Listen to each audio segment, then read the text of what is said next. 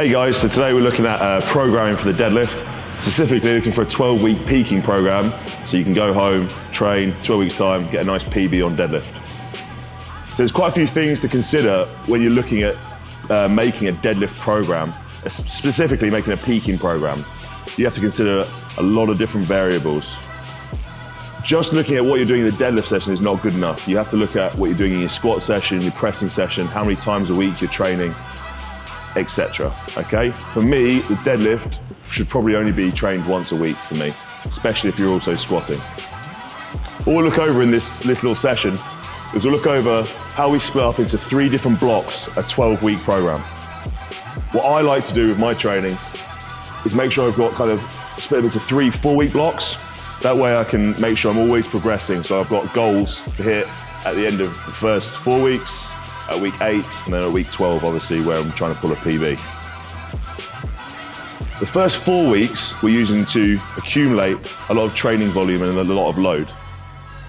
During this period, volume or training volume is very high. Intensity is relatively low.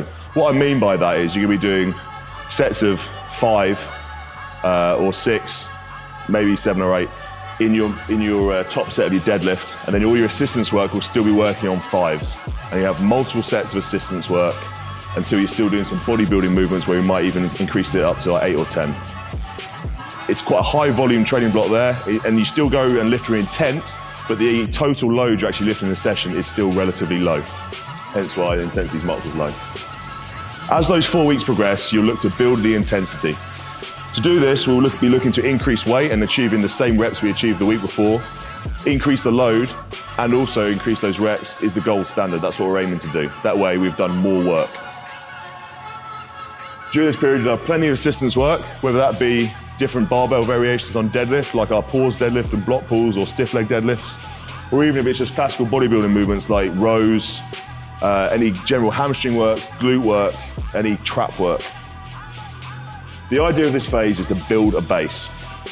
What we're looking to do is get a nice solid foundation for us to then drop the volume out until right at the end of the 12 weeks, we're in peak condition and we're pulling as hard as we can on as big a weight as we can. What I like to do in this first 4 weeks is work up to a top set of 5 to 10 reps. Depending on how many reps I get over 5 will dictate how much weight I put on the bar the week after. I use a simple computer program. If you're interested in that, drop me a message on Instagram and I'll happily share it with you. But in essence it is every rep I go over, my target rep set, which is 5, I add 2.5 kilos to the bar for the week after. It's quite a nice way of kind of auto-regulating the load you're using and make sure you're always progressing. Always have to make sure you're moving forward. My start point for this phase is dictated of where I want to finish. If I'm looking to put a realistic goal of 5 to 10 kilos on my deadlift in that cycle, then I'll look to work backwards from that and work out where I need to start. As a general rule of thumb, I will use 80% of my previous best 1RM, and that's one I've pulled recently. You cannot put into this program working off a historical pull that you pulled in perfect conditions when you were heavier, stronger. If you are at the present time pulling 250 and previously you were pulling 300, you use the 250. 80% is generally a good starting point for this. Weeks 5 to 8, we look to increase the intensity and drop the volume a little bit. To give you an example, your target reps on the deadlift might now be only 3 to 6 on your top set, whereas on your assistance work, you'll be doing multiple sets of 3. So the total work you see for those assistance work has now gone from a total of 15 reps per exercise down to 9. That's a significant drop, and that's required because the intensity is going up. You cannot hammer intensity and volume, and especially frequency, all at the same time. You need to be pushing one or the other, in my opinion. During this phase, we'll be dropping our assistance exercise volume, and we're talking about the bodybuilding movements as well. So we've built the base, now we're looking to increase the intensity on those movements as well, maybe working up to a heavy top set on those, and then dropping the volume, so we're maybe just doing 1 top set and 2 warm-up sets. The big increase in intensity will come about through our drop of volume and the fact we're moving more weight. We're still doing just as much work, but it's just at a higher intensity in this period. All this is doing is intensifying the training we're doing and building us up to that great one big pull at the end of the program.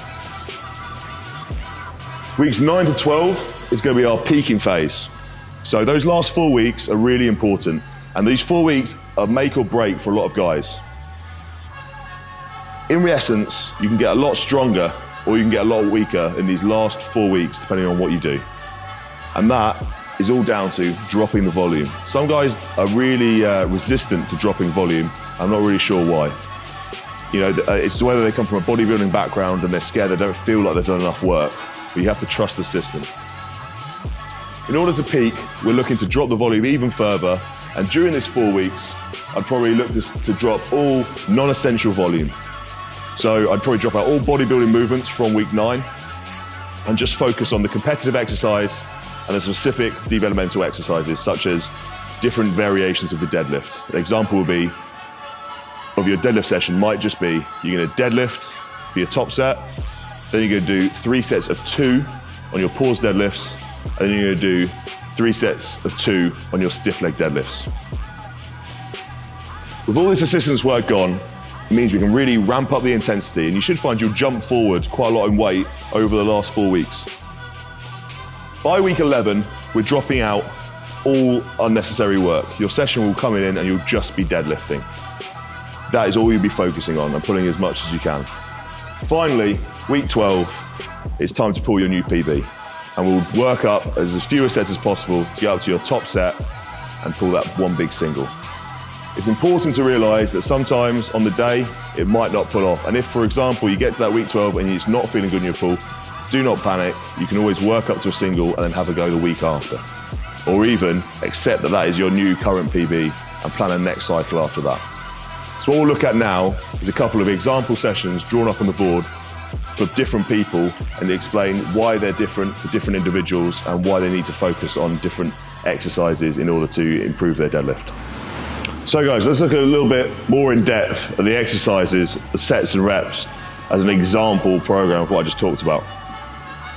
This example I've put up is kind of for a 250 kilo deadlifter. So relatively new, been lifting a little while, looking to his previous deadlift over the 12 weeks. It's just an example of those loads. It can be used by anyone in terms of advanced athletes. I use this one working up to a 370 pull. So it's not exactly a beginner's program. It can be used for anyone with the right intent. The first 4 weeks, you see our volume is real high, like I alluded to earlier. When you come into the gym, you'll work up to your deadlift. Your warm-up sets are counted here. So you do 5 warm-up sets of 5 reps. We're building a lot of baseline volume there. And obviously we're looking for perfect reps every single time. Your 6th set will be a set of 5+. So on your, for example here, we've got 80% of his 250. We've got 200 kilos, that'll be his work set for the day. He'll go in and he'll pull that as many times as he can, okay? Between 5 to 10 reps I'd expect him to get. Depending on how many reps he's got, we'll then increase the load the week after, okay? So for example, if he went in and got the 5 reps, the week after he'd be doing 202.5 kilos. If he went in and got 6 reps, then he'd be doing 207 kilos, okay? We increase it by 2.5 as much as we can. Next up, he's pulled as many reps as he can on there and made a note of it, he's gonna work onto his pause deadlifts. So here, relatively high volume as a strength exercise. We're going for 3 sets of 5, and it'll be at a 160, okay? If you haven't seen how to do the pause deadlifts, check out one of my other videos earlier on to check out the proper technique for a pause deadlift. Straight after that, we're going on to a stiff leg deadlift, 3 sets of 5 at 50%, which is 100 kg for this man. With all these first 3 lifts, they're as close to the competitive exercise as possible, which is important for transfer. Okay, when you're looking at transfer training, you want the exercise that you're doing as close to your competitive lift as possible. Therefore, we're always deadlifting. We're not doing a big bent over row and expecting our deadlift to get better. Post this, we've got a couple of supersets just to get the volume in, so we're not in the gym for hours and hours, so we can keep the intensity high. We're going for our close grip pull downs and a dumbbell reverse fly with some sets and reps there. These numbers really aren't important as long as you keep them within the 6 to 15 range on these. We're just building some volume. Single arm row and some dumbbell shrugs as well. So you can see here we've built a pretty good base. By week 4, He's increased his load up. He's doing pretty well, okay? He's managed to hit his target reps every single time. He's improved his predicted max at which he is tracking. And now he's moved on to weeks 5 to 8. On week 5, as an example, he'll come in and do his 5 sets of 3 in the warm-up now. So we've dropped 2 reps off each warm-up set. That's a major reduction in total volume already. He'll then, for his 6th set, do as many reps as he can and record it. I'd expect guys in the week 5 to be hitting a lot more reps and kicking the weight up massively for week 6, because now suddenly we've dropped a lot of volume out. You should be fresher. After that, we're on to our pause deadlifts and our stiff leg deadlifts. We've dropped both of these. We've gone for 3 sets of 3, okay? Once again, the weight's getting heavier on these as well, because while they're 80% and 50% of our work set, we should be hitting these perfectly, perfect form every single time. We've dropped a load more volume out on our bodybuilding movements, and now we've got just 2 work sets, so 2 hard sets of between 8 to 12 reps on a close grip pull down and a single arm dumbbell row. You can see the intensity is ramped right up on those, but we've dropped out some unnecessary volume. Moving into the final phase now, and this is where the magic really happens. Weeks 9 to 11, this is all you'll be doing in the gym, okay? 3 exercises, a competitive movement, a specific developmental exercise, and another one there with a stiff leg deadlift, okay? It's very specific to the task we need to do. We've dropped out all the fluff. Any unnecessary work is now gone. We're reducing fatigue as much as possible. The deadlift, you do 5 sets of 2 warm-ups and then 1 set of 2 plus. Once again, we're ramping that weight up over these last final 3 weeks. Pause deadlift, 3 sets of 2. It's getting pretty heavy now on these. We're probably close to what we started on for our normal deadlift if everything's gone correctly. And then finally, stiff leg deadlift, 3 sets of 2. That'll be it. You get out of the gym, you rest and recover. Finally, week 12, we're ready to have a go for our new PB. Okay, once I said before, you know, if you're feeling good, go for a jump. I would make sure you have a reasonable target in mind, okay? A 5 to 10 kilo increase on a deadlift is great. If you do that over 3 cycles over a year, suddenly you're putting between 15 and 30 kilos in your deadlifts on your year, which is fantastic. The big key to this program is consistency. You're always trying to beat what you did the week before, which shows us progression. And this is a progressive overload model. Okay, the load goes up, the volume goes down. It's a very, very simple progressive overload model.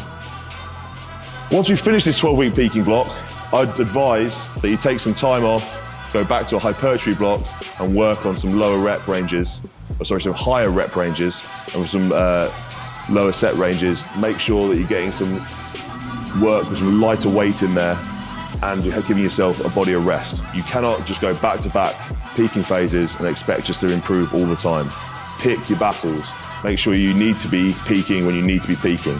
It's no good peaking for a deadlift 12 weeks if you're building up to a strongman comp that has a squat in it, or if it has a deadlift for reps in it, okay? Make sure you're choosing the right program for the right purpose. One other thing to note is during this last 4 weeks, you should be dropping out all other unnecessary exercises within your total work plan that compete with the deadlift for the same energy systems. A key example for this is the squat. In the final 2 to 3 weeks, you could, if you're all out going for the deadlift, drop your squat numbers right down, drop down to a maintenance level, making sure you're fresh for your deadlift session in that week. They are going to compete for similar energy systems. If you're fresher for the deadlift, if that's your only focus, then so be it. As an example, in my build-up to Worlds this year, I didn't squat for the last 4 weeks because I knew I had a deadlift in my heats and I knew there was going to be a deadlift in the finals. There's no chance of me having to squat there. So why would I bother training it? I need to train the exercise I'm doing. Right guys, I hope you enjoyed that. Definitely message me on Instagram if you're after any advice on this or any deeper thought on the program. And yeah, thanks for watching.